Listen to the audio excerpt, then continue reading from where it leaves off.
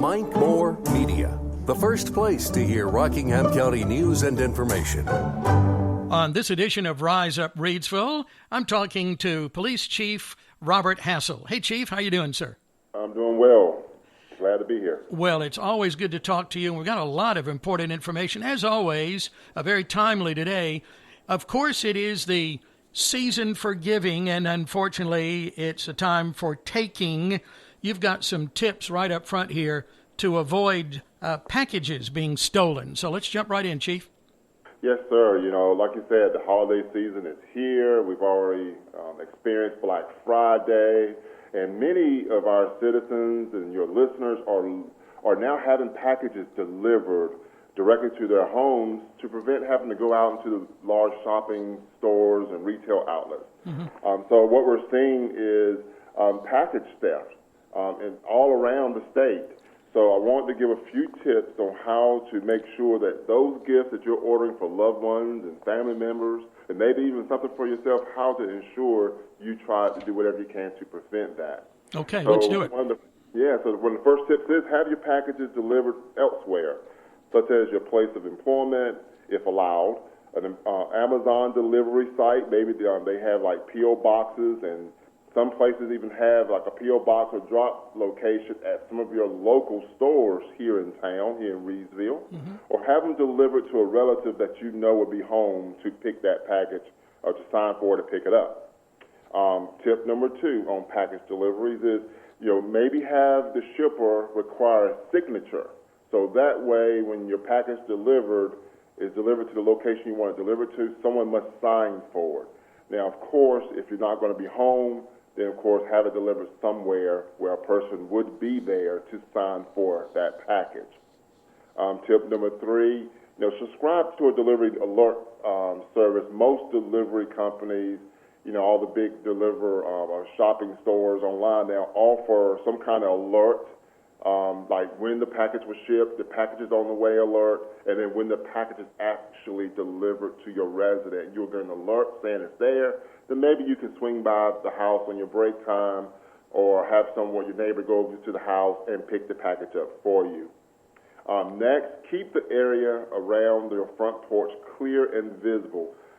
Keep the shrubberies, trimmed back. You don't want to have anything blocking the view of where your packages will be sitting in the front of your house. So that way, as your neighbors are walking by, they can see if someone's on your front porch actually doing something they shouldn't be doing, and that is taking your gifts from your front porch. Request some kind of non-descriptive packaging. For example, you get your package delivered. Sometimes the package can't be disguised. It's going to show, it's a big screen television. I don't know how you would describe it. So change that description. But if it's something smaller, maybe not have what the item is on the outside packaging. So that way, if someone's looking at the package, they don't know exactly what is actually inside. Yeah. So those are just a few tips on trying to prevent yourself from having your packages stolen. Another last little tip there is, I've seen many of our citizens with doorbell cameras, whether it's Ring, you and I was talking earlier, Mike, maybe Blink cameras, whether it's August door cameras, some kind of camera system that will alert you if someone is on your front porch or in the area where you're keeping your packages. And that's also a good safety tip to making sure you know if there's anyone around your home. So some kind of camera system, and they are very inexpensive today. Ring doorbell, Blink, and all of them, they're not that expensive. So a few dollars here can be a preventative measure that will go a long way to help you, prevent you from becoming a victim of a package being stolen from your property. Sure, and we're seeing more and more stories on TV where thieves are caught using those doorbell cameras, aren't we? Yes, sir, we are. Sometimes the thieves are people that we wouldn't have suspected would have been the perpetrator. Yeah. But they are catching many of these individuals who are doing crime at our homes. Yeah. So you're right. Yeah, those don't cost that much, and what a good safety tool that is for sure. Okay, well, scams are with us all year round. but we have some people that come out of the woodwork at the holiday season. So you've got some scamming safety tips for us, Chief. Yes, sir. Some of these have been around for years, but it's always worth, putting it back out there to our citizens to help them be aware of what's going on and prevent them from becoming a victim of one of these scams. One is fake charity. Sadly, many scammers will capitalize on the goodwill that flourishes, this time of year by asking you to make donations to a charity that does not actually exist. So we want our citizens to know, and our listeners, to please verify the authenticity of a charity that someone is asking you to donate to. Mm-hmm. And when in doubt, don't do it. But please reach out. There are so many charities here in Reedsville and Rockingham County that you can make that donation to. So please, if in doubt of the charity that someone's asking you to donate to, pick one that you know is authentic. Call them on the phone and ask what is the proper way to make that donation. Mm-hmm. And you and I were talking before we started the program here, Chief. Yeah, you're right. There are the needs are even greater this year for families and children, and yeah, just search out those the ones that are real and help if you possibly can. Totally, you're exactly right. Another one is these fake freebies. You see them sometimes on social media posting that, you got a new phone, completely free of charge. If you have to run the other way and don't look back, then that's what you possibly need to do. Because if it's free, there's something attached to it many times. That's what I was always told. Mm-hmm. Nothing's free. Yeah. So if you see these type scams, you're supposed to get something for free, but you having to give your personal information, your date of birth, your social security number, maybe even banking account information, then that should be a telltale sign that something could be wrong with this freebie that you're supposed to be getting. And we see that a lot. Mm-hmm. These defunct gift cards, many scammers will sell expired or empty gift cards this time of year. You're thinking you're getting a gift card for $100 on it, and you're paying half the price for a $100 gift card. Something doesn't sound right with that math to me. But so be very leery of these defunct gift card scams. Also checks.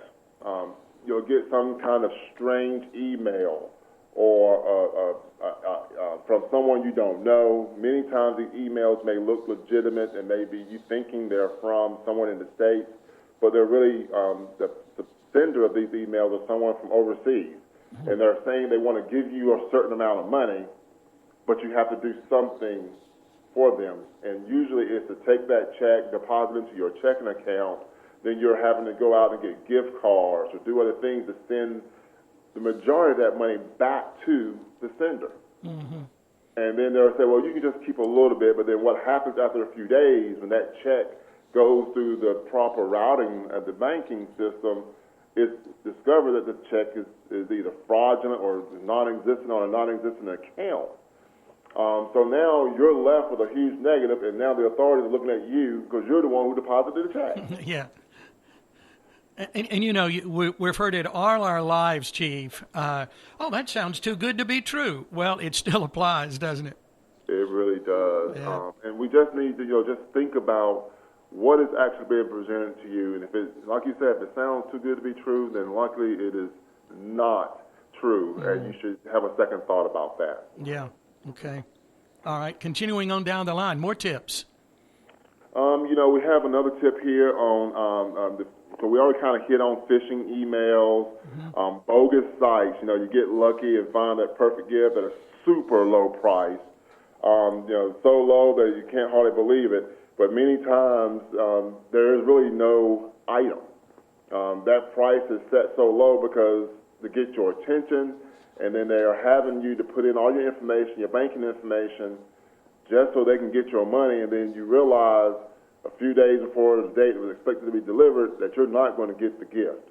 So be wary of those extremely low price items online or mailings that you may get, because they could just be bogus sites and bogus gifts they're putting out in front of you. For example, it may be an item, let's say a certain toy. that is very popular, and it's hard to keep selling out at the stores, or all the traditional sites are always out of stock, and all of a sudden you see this other site who claims they have a lot of them, but the price is extremely low, lower than normal. That could be a possible scam, especially if it's a site that you're not, you don't frequently go to.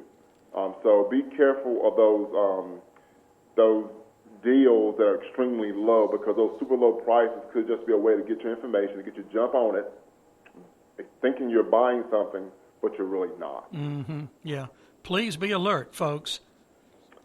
Please do. Next, I guess I would like to go maybe a little bit on some safety tips about COVID-19 and maybe an update on those if we could. Please do. Yeah. I know we had record high numbers again yesterday here in the state.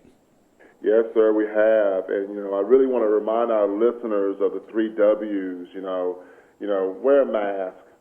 We need to make sure that we do our part to protect ourselves, but especially protecting others who are around us. Keep your distance, 6 feet or more when waiting in line at a store or at a takeout location. Please keep that distance from the person in front of you.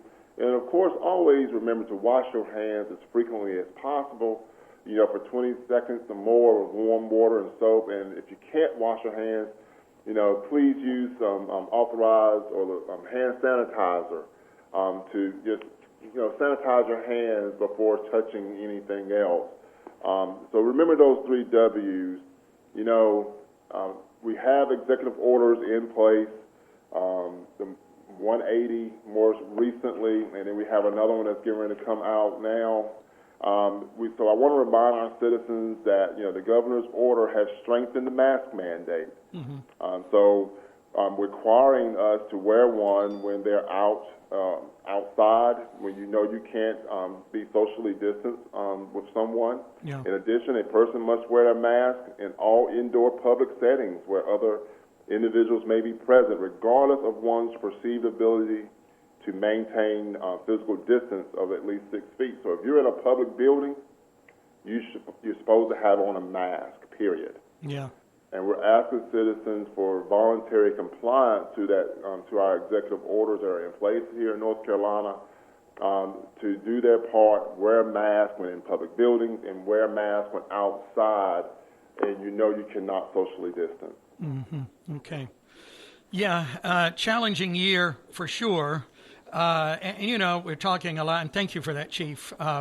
We're talking here in our safety tips about really kind of directed to a lot of people ordering things online, and more people are doing that, of course, but it's been a difficult year for local businesses and all of our shops here around the area. Whenever we can, we certainly want safely doing all the things we should do, with the guidelines. But when we can support our local businesses, for sure, with our Christmas shopping at any time, let's try to do that too. But within the guidelines, of course. Exactly, Mike. Always, me personally, I shop local. Anytime I can get an item locally, I prefer to do that. Let's spend our money here in our local community with our local store owners and shops. So you're right. You can prevent many of these scams and that's out there online by just going to one of our local retail stores or shops downtown or in our city and the county and shop local.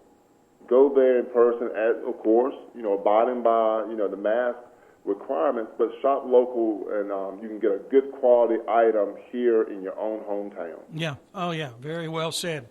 Okay. Well, we're right at our time. Anything else, Chief, before we wrap it up? No, sir. I'm just really imploring all of our listeners to just please do your part and wear a mask. With these executive orders, it puts our department in a situation where, we see individuals violating the mask order, and we're going to have to respond. Mm-hmm. So we're asking our citizens and listeners, please just abide by the mask order, wear a mask, keep your distance from someone that's in front of you if you're waiting in line or something. Just do your part. Please don't put myself or my officers in a situation of having to confront someone maybe not wearing a mask. I'm imploring everyone to please just voluntarily just follow the order. Mm-hmm. Okay, do the right thing. Exactly. Chief, always good to talk to you. You're so helpful in this information today, as always. Thank you, and to your family personally, and to Team Reidsville. Merry Christmas, sir. Merry Christmas to you, too, and all the listeners. Merry Christmas to you, and I hope you have a great New Year coming in. We're looking for a good 2021, aren't we? Exactly. Thank you, Chief. I appreciate it. Bye. Thank you. That's Robert Hassell, Reidsville Police Chief. Check out the website, riseupreadsville.com, for lots of good information.